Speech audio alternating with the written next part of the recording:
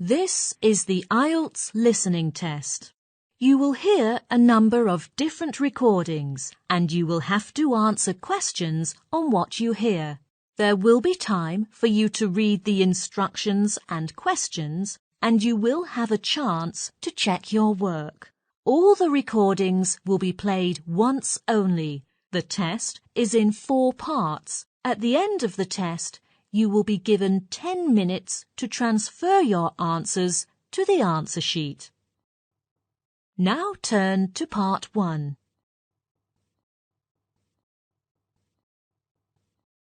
Part 1. You will hear a student talking to the student accommodation officer at a college. First, you have some time to look at questions 1 to 5.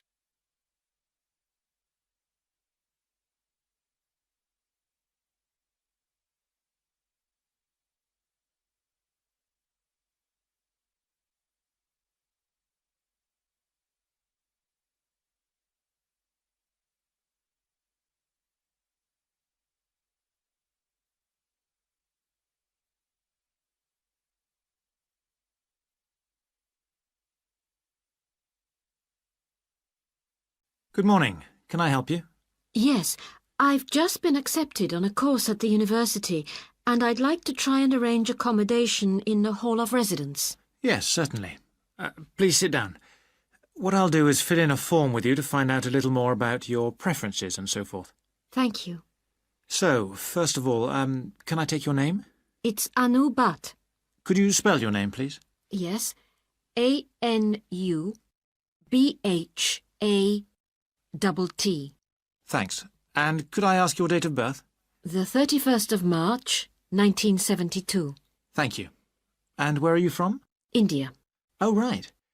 And what will you be studying? I'm doing a course in nursing. Right, thank you. And how long would you want to stay in hall, do you think?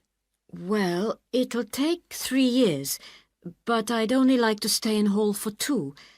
I'd like to think about living outside for the 3rd year. Fine. And what did you have in mind for catering? Do you want to cook for yourself or have all your meals provided? That's full board. Is there something in between? Yes, you can just have evening meal provided, which is half board. That's what I'd prefer. Yes, a lot of students opt for that. Now, with that in mind, do you have any special diet, anything we should know about? Yes, I don't take red meat.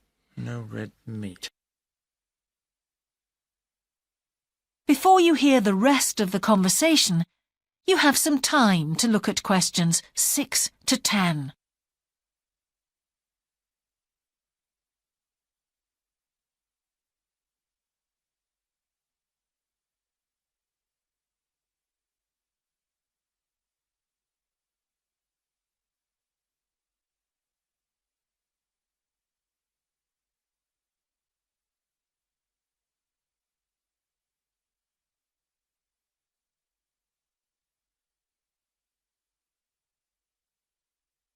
Now listen and answer questions 6 to 10.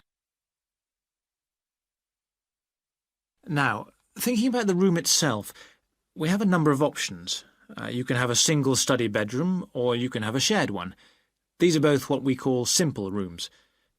The other alternative is to opt for a single bedsit, which actually has more space and better facilities. There's about £20 a week difference between them. Well, actually my grant is quite generous and I think the bedsit sounds the best option. Lovely. I'll put you down for that and we'll see what availability is like. Now, can I ask some other personal details which we like to have on record? Yes, of course. I wonder if you could let us know what your interests are. This might help us get a closer match for placing you in a particular hall. Well, I love the theatre. Right. And I enjoy sports, particularly badminton. Ah, that's worth knowing. Now, what we finish with on the form is really a list from you of what your priorities are in choosing a hall, and we'll do our best to take these into account.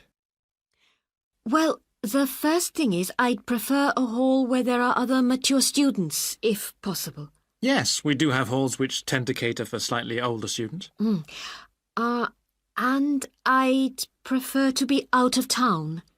That's actually very good for you because we tend to have more vacancies in out-of-town halls. Lucky. Yes. Anything else? Well, I would like somewhere with a shared area, a TV room, for example, or something like that. It's a good way to socialise. It certainly is. That's it. Now, we just need a contact telephone number for you. Oh, sure, I'll just find it. It's 667549. Great. So we'll be in contact with you as soon as possible. That is the end of Part 1. You now have 1 minute to check your answers to Part 1.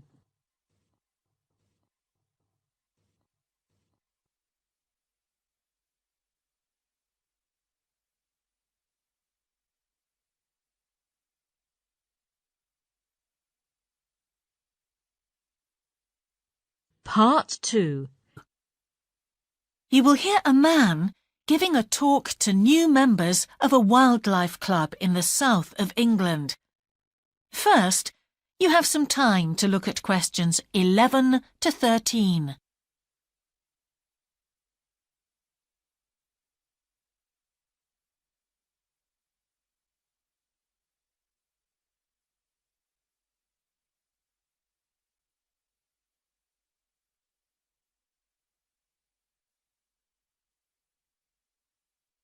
Now listen carefully and answer questions 11 to 13.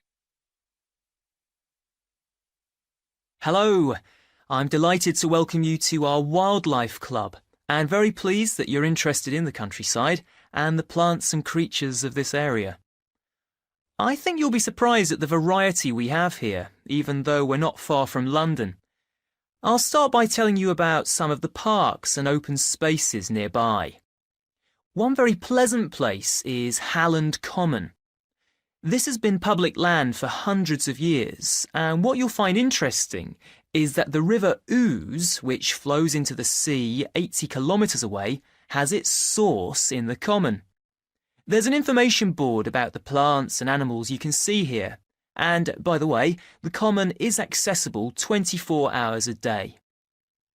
Then there's Holt Island, which is noted for its great range of trees. In the past, willows were grown here commercially for basket making, and this ancient craft has recently been reintroduced. The island is only open to the public from Friday to Sunday because it's quite small, and if there were people around every day, much of the wildlife would keep away. From there, it's just a short walk across the bridge to Longfield Country Park. Longfield has a modern replica of a farm from over 2,000 years ago. Children's activities are often arranged there, like bread making and face painting. The park is only open during daylight hours, so bear that in mind if you decide to go there. Before you hear the rest of the talk, you have some time to look at questions 14 to 20.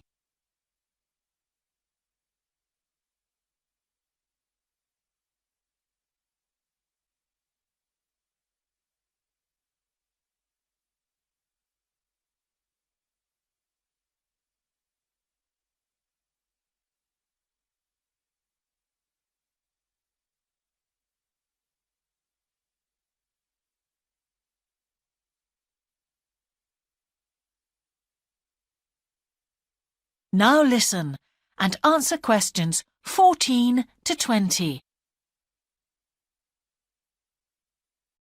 Longfield Park has a programme of activities throughout the year, and to give you a sample, this is what's happening in the next few days.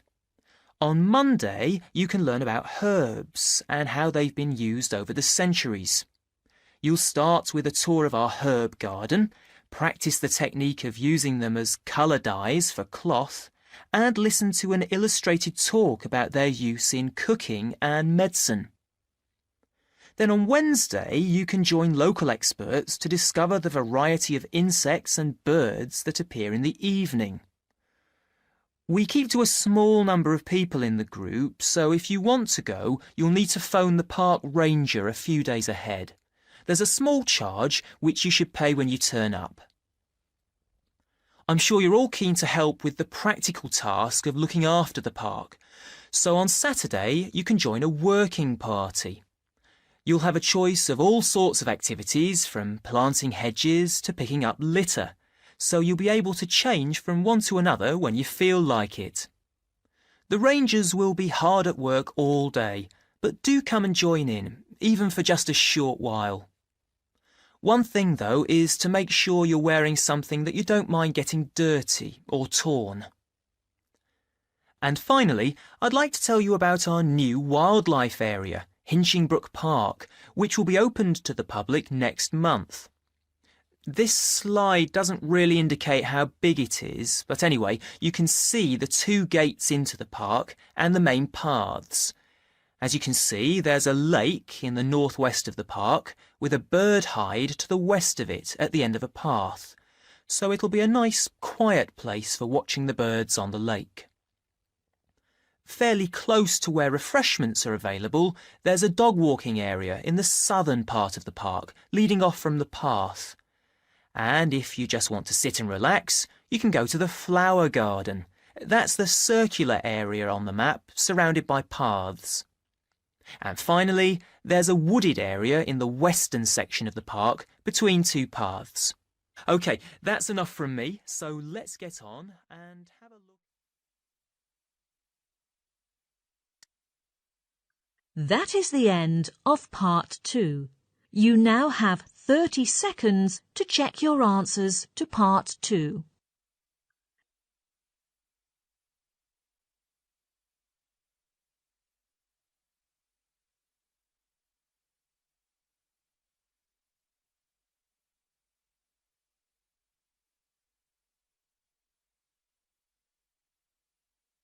Part 3.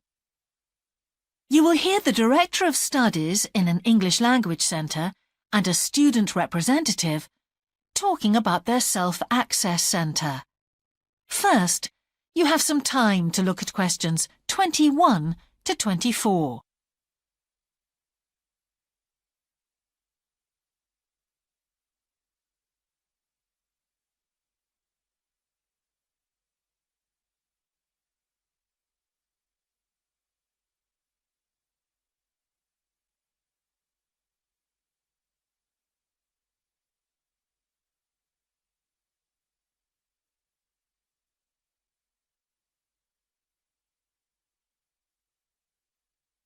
Now listen carefully and answer questions 21 to 24.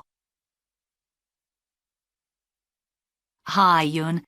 As you know, I've asked you here today to discuss the future of our self-access centre. We have to decide what we want to do about this very important resource for our English language students. So, can you tell me what the students think about this? Well, from the students' point of view, we would like to keep it. The majority of students say that they enjoy using it because it provides a variation on the classroom routine, and they see it as a pretty major component of their course. But we would like to see some improvements to the equipment, particularly the computers. There aren't enough for one each at the moment, and we always have to share. Well, yes, the teachers agree that it is a very valuable resource. But one thing we have noticed is that a lot of the students are using it to check their personal emails. We don't want to stop you students using it, but we think the computers should be used as a learning resource, not for emails. Some of us also think that we could benefit a lot more by relocating the Self-Access Centre to the main university library building. How do you think the students would feel about that, Yun? Well, the library is big enough to incorporate the Self-Access Centre, but it wouldn't be like a class activity anymore. Our main worry would be not being able to go to a teacher for advice. I'm sure there would be plenty of things to do, but we really need teachers to help us choose the best activities. Well, there would still be a teacher present and he or she would guide the activities of the students. We wouldn't just leave them to get on with it. Yes, but I think the students would be much happier keeping the existing setup. They really like going to the Self-Access Centre with their teacher and staying together as a group to do activities. If we could just improve the resources and facilities, I think it would be fine. Is the cost going to be a problem? It's not so much the expense that I'm worried about, and we've certainly got room to do it, but it's the problem of timetabling a teacher to be in there outside class hours. If we're going to spend a lot of money on equipment and resources, we really need to make sure that everything is looked after properly. Anyway, let's make some notes to see just what needs doing to improve the centre. Before you hear the rest of the conversation, you have some time to look at questions 25 to 30.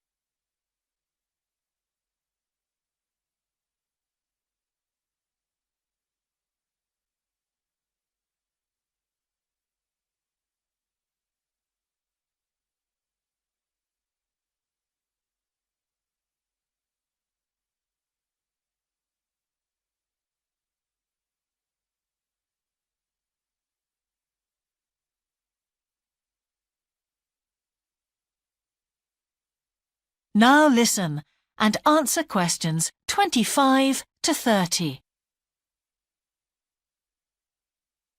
Now, what about the computers? I think it might be a good idea to install some new models.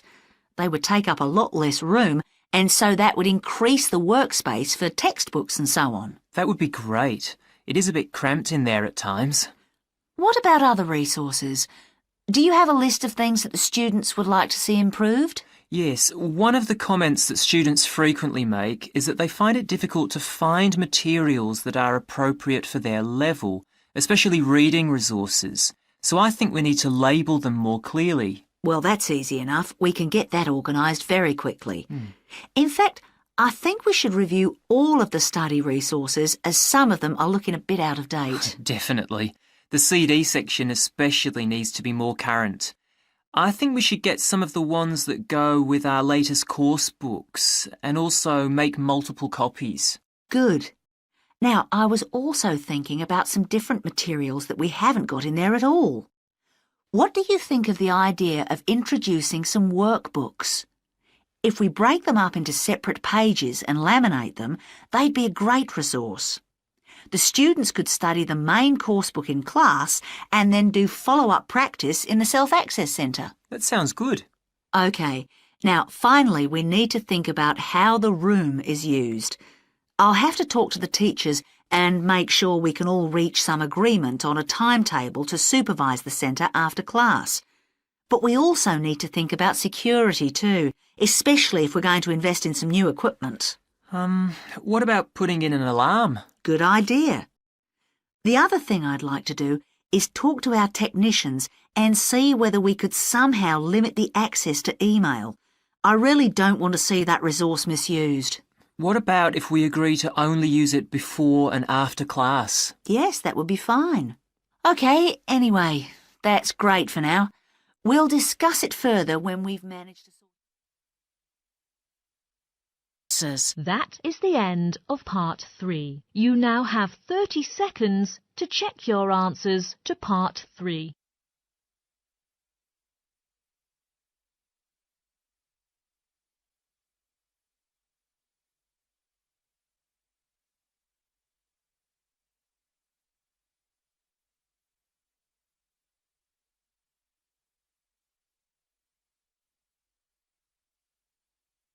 Part 4. You will hear the beginning of a lecture about business cultures. First, you have some time to look at questions 31 to 40.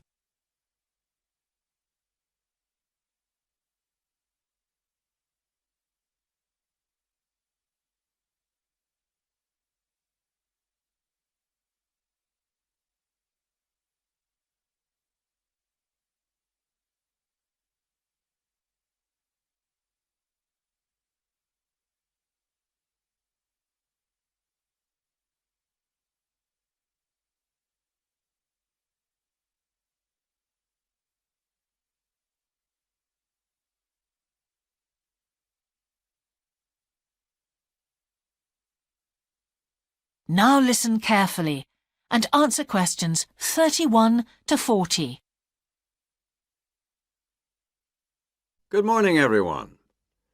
Now, whether you're going to university to study business or some other subject, many of you will eventually end up working for a company of some kind. Now, when you first start working somewhere, you will realize that the organization you've joined has certain characteristics.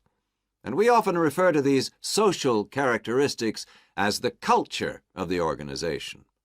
This includes its unwritten ideas, beliefs, values, and things like that. One well-known writer has classified company cultures by identifying 4 major types. The first type is called the power culture, and it's usually found in small organizations. It's the type of culture that needs a central source of power to be effective. And because control is in the hands of just 1 or 2 people, there aren't many rules or procedures. Another characteristic is that communication usually takes the form of conversations rather than, say, formal meetings or written memos. Now, one of the benefits of this culture is that the organization has the ability to act quickly, so it responds well to threat or danger on the one hand, and opportunity on the other. But on the negative side, this type of organization doesn't always act effectively, because it depends too much on 1 or 2 people at the top. And when these people make poor decisions, there's no one else who can influence them. And the kind of person who does well in this type of business culture is one who is happy to take risks, and for whom job security is a low priority. The next type is known as role culture. That's R-O-L-E, not R-O-L-L, by the way. And this type is usually found in large companies, which have lots of different levels in them. These organizations usually have separate departments that specialize in things like finance or sales or maintenance or whatever. Each one is coordinated at the top by a small group of senior managers, and typically everyone's job is controlled by sets of rules and procedures. For example, there are specific job descriptions, rules for discipline, and so on. What are the benefits of this kind of culture? Well, firstly, because it's found in large organizations, its fixed costs, or overheads as they're known, are low in relation to its output or what it produces. In other words, it can achieve economies of scale. And secondly, it is particularly successful in business markets where technical expertise is important. On the other hand, this culture is often very slow to recognize the need for change, and even slower to react. What kind of person does this type of culture suit? Well, it suits employees who value security and who don't particularly want to have responsibility.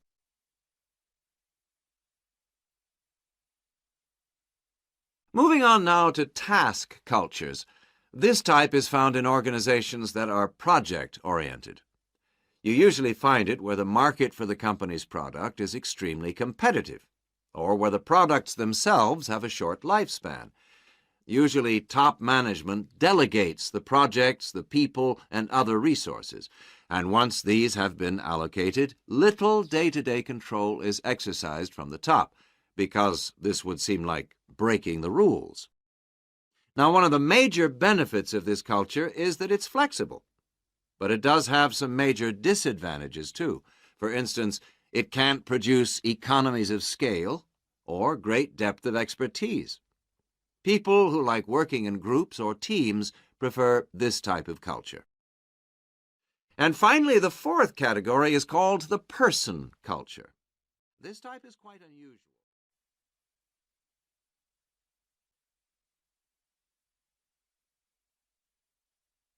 That is the end of Part 4. You now have 1 minute to check your answers to Part 4.